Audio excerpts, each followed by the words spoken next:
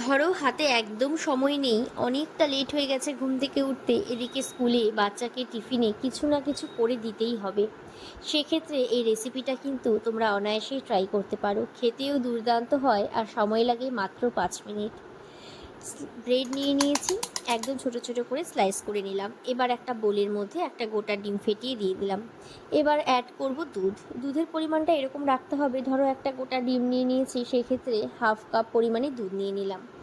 আর নিয়ে নিলাম পরিমাণ মতন চিনি। এবার বেশ সময় ধরে ফেটিয়ে নিতে হবে, যাতে চিনিটা দুধ আর ডিমের সাথে বেশ ভালো মতন মিক্স হয়ে যায়। এবার কড়া বসিয়ে দাও, কড়াটা গরম হয়ে গেলে অল্প পরিমাণে সাদা তেল দিয়ে দাও।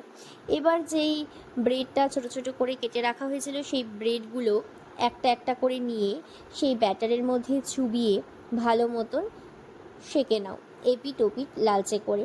একটু টাইম ধরে ভাজবে, যাতে ডিমের সেই কাঁচা গন্ধটা একেবারেই চলে যায়।